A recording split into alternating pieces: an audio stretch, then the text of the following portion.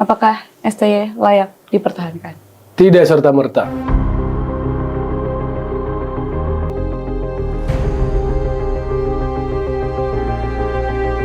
Salam fans Garuda. Ya, begitulah tampang para penyinyir timnas Indonesia ya. Terutama yang dinyinyir ini pelatihnya. Ya terus mau pelatih yang kayak gimana lagi coba? Dia nggak peduli mau pelatihnya ini kasih prestasi yang kayak gimana pun, tetap di matanya salah ya salah aja. Yang dilihat pelatih ini belum memberikan trofi. Pelatih ini belum memberikan karakter permainan yang jelas pada tim nasional Indonesia. Mungkin beberapa orang sempat terpengaruh karena menganggap bahwa analisanya ini cukup objektif dan masuk akal. Walaupun memang negeri ini merupakan tempatnya demokrasi, bebas bersuara, bebas mengumumkakan pendapat, itu sah-sah aja. Artinya kita juga sebagai fans Garuda sah-sah aja dong nyinyir lu balik. Karena kenapa ya? Lu aja berani nyinyir dengan enaknya para pejuang timnas Indonesia. Mungkin lu gak nyinyir pemain, tapi kan lu juga nyinyir federasi, ofisial, bahkan liga juga lu nyinyir. Ya, setiap orang berhak memang. Tapi kalau cuma bisa nyinyir doang tanpa ada solusi kan buat apa? Gak butuh nyinyiran kalau gak ada solusinya. Sementara kita juga pada tahu mau sampai kapanpun lu berkoar-koar, lu gak akan pernah bisa kasih solusi ke timnas. Ya gimana netizen gak gerah? Jangan heran kalau netizen juga benar-benar begah sama kritikan-kritikan yang Anda lontarkan pada timnas. Karena juga yang Anda kritik ini adalah orang yang ada di bidangnya, sementara Anda tidak ada di bidangnya. Jadi bagaimana mungkin netizen membiarkan Anda seenaknya menilai orang, sementara Anda sendiri sama sekali nggak terlibat di dalamnya? Di mana nalarnya coba? Kan katanya kita berbicara bola pakai nalar, mengamati bola pakai nalar. Tapi kalau Anda sendiri tidak terlibat di dalam kegiatan sepak bola, kemajuan sepak bola, progres sepak bola Indonesia,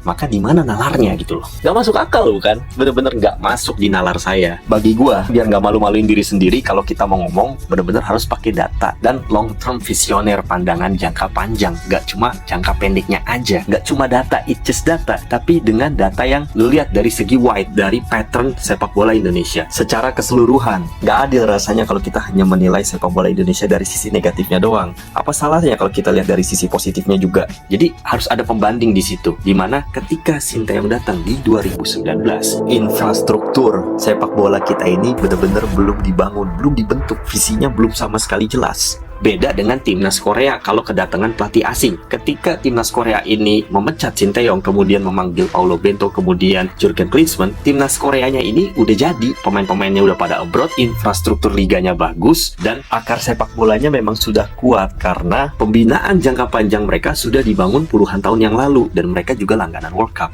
Karena itu dia datang membawa perubahan. Walaupun ada progresnya, it ups and down. Setiap orang akan merasakan itu. Ya kalau kita lihat Philippe Troussier pun seandainya masih dikasih kesempatan di Vietnam, mungkin dia bisa memberikan perubahan. Karena dia juga bukan pelatih kaleng-kaleng aslinya. Dia adalah pelatih kaliber. Hanya saja Vietnam tidak percaya dengan kemampuan dia. Tambah dari segi pemerintah maupun elemen-elemen masyarakatnya emang pada nggak ngedukung. Termasuk fans bolanya ini nggak benar-benar ngedukung dia. Pelatih itu kan butuh dukungan. Terus apakah hal itu juga yang mau lakuin ke Sinteyong gitu? Lu coba influence orang-orang untuk benar-benar mengkritik dia, mencari celah-celah kesalahan dia, sementara dia aja berjuang untuk membawa Garuda terbang tinggi dimanapun ajangnya, dengan segala keterbatasan yang kita alami, mulai dari COVID, walaupun semua orang juga COVID, mulai dari infrastruktur liga yang belum kebentuk, pembinaan usia dini yang benar-benar tidak maksimal, belum lagi ditambah dengan modal-modal materi yang seadanya, dan berbagai polemik yang melanda timnas Indonesia 4 tahun ke belakang. Kita kan juga harus lihat faktor-faktor itu. Dengan segala keterbatasan yang kita miliki, terus lu mau nambahin beban gitu dengan kritikan-kritikan gak penting itu, dengan hal-hal yang benar-benar melemahkan mental dan semangat para pemain, pelatih, ofisial, serta federasi di atmosfer sepak bola Indonesia. Karena kan kerjaan lu cuma kritik doang tanpa solusi. Sementara timnas kita butuhnya solusi dengan keterbatasan-keterbatasan yang saat ini kita alami, supaya end product ya kita benar-benar bisa berprestasi sebagaimana yang lu tagi-tagi selama ini. Jadi kesimpulannya gimana timnas kita mau maju dan berprestasi kalau isinya aja hanya protes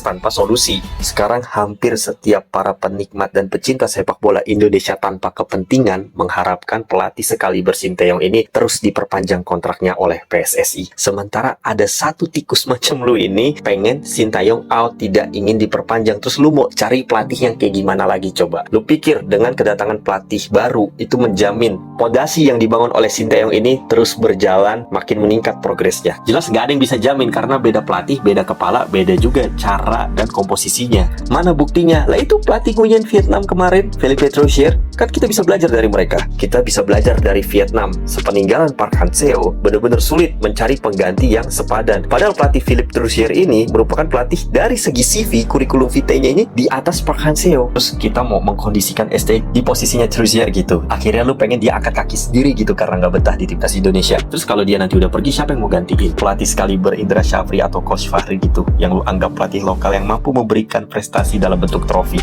Sementara ketika Sinteyong datang, peringkat kita itu hanya ada di 175. Dia berusaha potong generasi, masukin pemain muda yang bisa ngikutin filosofi permainan dia. Dengan segala keterbatasan, dia perform di AFF 2020 dan kita menjadi runner up. Memang belum bisa kasih trofi, tapi dari situ dia berusaha mengevaluasi setiap permainan timnas Indonesia. Berbagai eksperimen maupun bongkar pasang pemain biasa ia lakukan untuk menemukan komposisi terbaik timnas Indonesia. Dia mampu membawa 3 kelompok sekaligus lolos ke Piala Asia, baik itu U20, U23 yang dimana kita ini baru lolos pertama kalinya ke Piala Asia U23, kemudian kita mampu ke Piala Asia Senior sebagai tim yang lolos dari hasil kualifikasi bukan tuan rumah. Away lagi saat itu di Kuwait. Kemudian di Piala Asia kita juga perform. Betul, kita memang kalah telak dari Irak, tapi kita mampu mengalahkan Vietnam untuk pertama kalinya di Piala Asia, meski dianggap masih gol keberuntungan mungkin bagi dulu orang yang doyan kritik bin nyinyir sama apapun kondisi timnas di bawah STY. Dan akhirnya kita juga dibantai Jepang, tapi kita lolos sebagai peringkat 3 terbaik walaupun terkesan kita disundul sama Kyrgyzstan. Intinya yang penting kan kita lolos ke 16 besar. Toh ketum Erick Thohir aja nggak mempermasalahkan kok gimana pun cara lolosnya, yang penting lolos.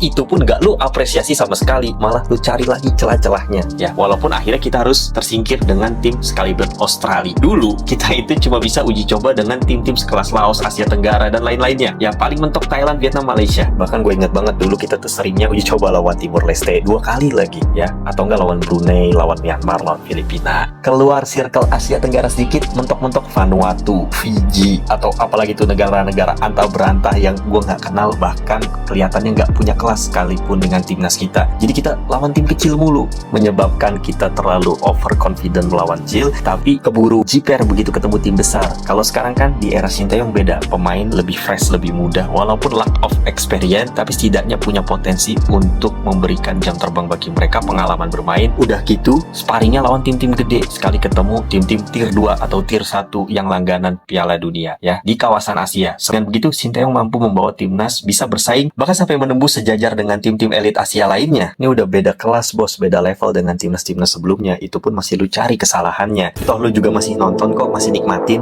Kualifikasi Piala Dunia putaran kedua, lu coba cari celah kesalahan dari Sinteyong dengan mengklaim bahwa kemenangan pertama di GBK itu hanya hasil dari lempar lembing Pratama Arhan.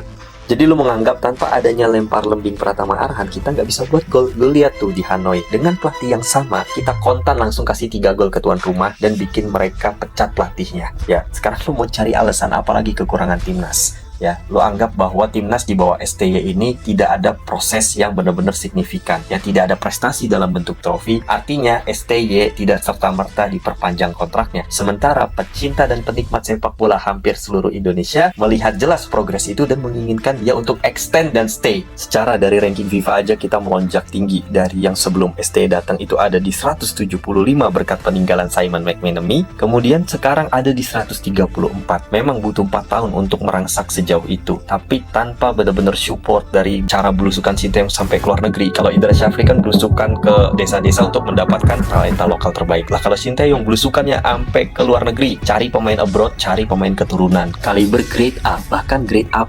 Pemain-pemain yang diincar Sinteyong itu benar-benar pemain yang bisa dipertanggungjawabkan dari berbagai pengamatan dan faktor seperti asal klub yang dia mainkan, kelasnya, levelnya, kemudian kualitasnya. Bahkan ada 2 pemain pilihan Sinteyong yang gagal kita dapatkan. Yang satu udah keburu milih gabung ke timnas Belanda, yaitu Tijani Range. Itu tim scouting ST ini benar-benar gak ada obat ya. Ketika ia mengincar pemain, ternyata pemain tersebut bahkan diambil timnas Belanda. Bermain di Liga Serie A bersama AC Milan. Pemain sekaliber UCL bersama FC Copenhagen. Kevin Dix itu juga menjadi pantauan Sinteyong untuk diboyong ke skuad Garuda. Meski sekarang kita belum bisa mendapatkan jasa mereka, setidaknya kita masih memiliki pengganti pelatih mereka, yaitu ada Tom Haye, Ragnar Orantmangon, dan Nathan Joaon yang sama-sama bermain untuk Eredivisie Liga 1 Belanda. Kemudian kita juga masih memiliki Bang Jayadi atau Jay Itzes yang sebentar lagi ingin promosi ke Serie A Liga Italia, karena saat ini klubnya Venezia ada di papan atas Serie B Liga Italia. Belum lagi timnas akan ketambahan amunisi baru, yaitu penjaga gawang yang pernah berhadapan langsung dengan Lionel Messi di Liga Amerika Serikat, yaitu Martin Paes. Ditambah kita juga masih memiliki dua pemain Liga 1 Belgia, yaitu Sandy Walsh dari KV Mechelen dan Shane Patinama dari KS Eupen. Ditambah kita juga masih memiliki dua bek muda asal Bristol Rovers, yaitu Elkan Bagot, dan juga asal Cerezo Osaka, yaitu Justin Hubner. Kedua pemain ini sebenarnya bermain di divisi Championship Liga 2 Inggris. Setelah sebelumnya kita juga telah mendapatkan pemain grade A yang berpengalaman bermain di Eropa tapi sekarang bermain di Johor Darul Takzim Liga Malaysia, yaitu Hordi Ahmad. Tentunya masih bisa dikombinasikan oleh para pemain lokal kita yang sedang abroad, seperti Marcelino Ferdinand dari KMZ Deinze Liga Belgia, Pratama Arhan dari Suwon FC Liga 1 Korea, dan juga Asnawi Mangku Alam dari Port FC Liga 1 Thailand. Bayangin kalau tiga pemain lokal kita yang lain segera abroad seperti Rizky Ridho, Ramadan Sananta, dan juga Yakob Sayuri. Tentu akan makin meningkatkan kualitas level permainan timnas Indonesia dari segi kedalaman skuad. Kesimpulannya, pelatih ini belusukannya bukan kaleng-kaleng. Abroad grade A bener-bener level-level Eropa, bukan ke level desa-desa. Karena apa? Untuk meningkatkan level permainan timnas. Dimana baru kali ini kita bergairah nonton yang namanya timnas. Dimana sebelumnya ketika kita ngeliat timnas Indonesia main, kita cuma bisa cemas, kita cuma bisa jiper ngeliat lawan-lawan yang kita hadapi. Gak usah lawan-lawan sekelas level Asia, tim-tim top Asia, lawan sekelas Asia Tenggara dah. Saat itu pun kita masih selalu keteteran, dan cuma di Sinteyong mental kita lebih berkembang. Itu pun masih mau lu ganti gitu loh, masih lu anggap bahwa Sinteyong ini kurang. Sebenarnya yang kurang itu cara pemikiran kita, bukan pelatihnya. Siapapun pelatihnya, kalau kita atmosfer yang gak mendukung, iklim yang gak mendukung, maka nasibnya seperti Felipe Trouzier, punya kaliber tapi timnasnya bobrok. Bukan salah pelatihnya juga, tapi atmosfernya. Karena itu kita nggak butuh orang-orang atau hater-hater yang cuma bisa bikin keruh suasana iklim dan atmosfer sepak bola Indonesia.